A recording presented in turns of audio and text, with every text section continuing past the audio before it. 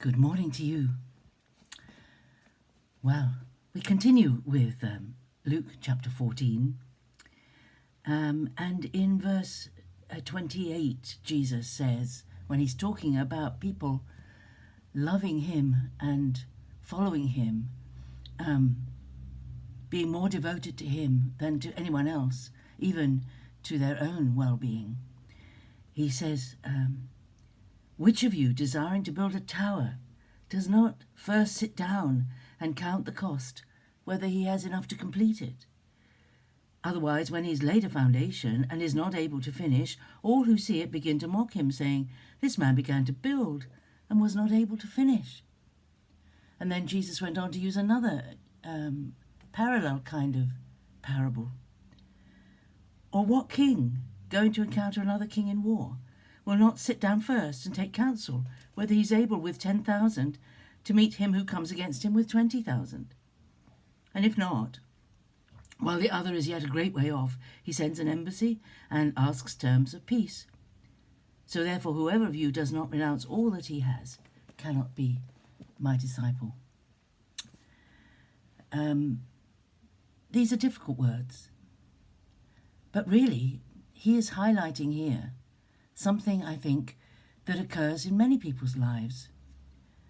You know, when you go to college or university, there are many people who get halfway through the university course and give up because they just can't keep going.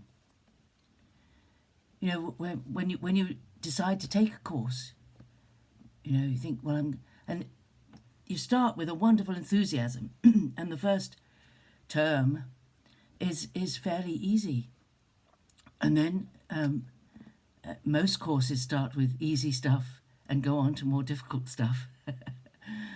And you go to the more difficult stuff and you're really struggling with it.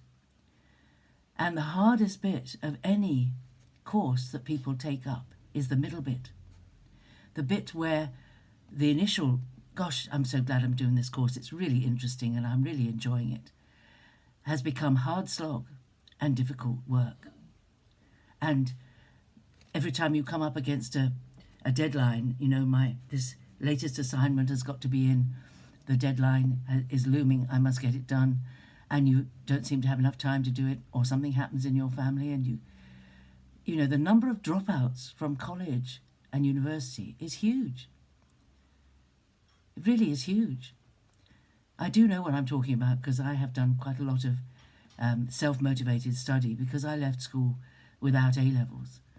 And when I did my Open University degree, it was for the main like that. The course looked very interesting. I'd get started, I'd get a bit way into it, and then it would be, oh, the assignment's coming up next week and I haven't written it. When am I going to fit in time to read this passage, these bits of these books and everything?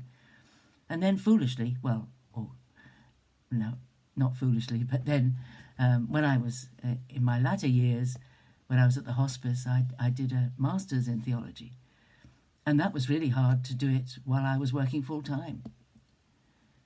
And, you know, so I know what it is to need endurance. And this is the thing, we need endurance in our Christian life.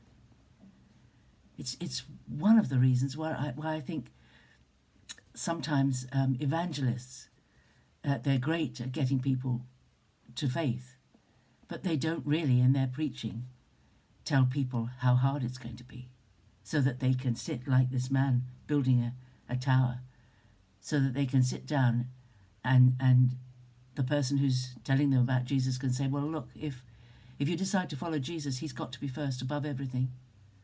And it's lifelong. You don't get a reprieve. You are in it for life. And it will be hard. It'll be wonderful to begin with, but it will get hard at times. So that people can consider it. It's the same with marriage, with having children. It's very exciting to begin with, but there are some really hard slog times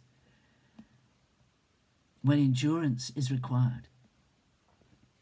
Otherwise, you can't keep going. And endurance is a very, very important quality in our Christian life. that we, even when there is nothing going on and things are really quite quiet, and there's nothing, you're not involved in any special mission or any special activity at your church, and everything's a bit humdrum, to keep reading your Bible every day, to keep praying every day, sometimes is hard work.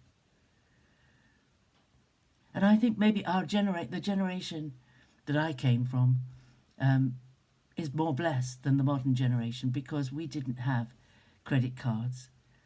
If we wanted to buy something, we had to pay for it up front, or we had to have a shop which would keep an account, and we would go in and pay a certain amount every week to pay off the purchase.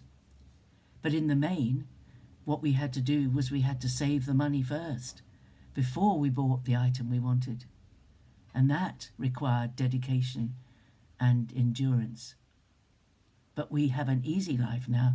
We can buy something without any money in our pocket,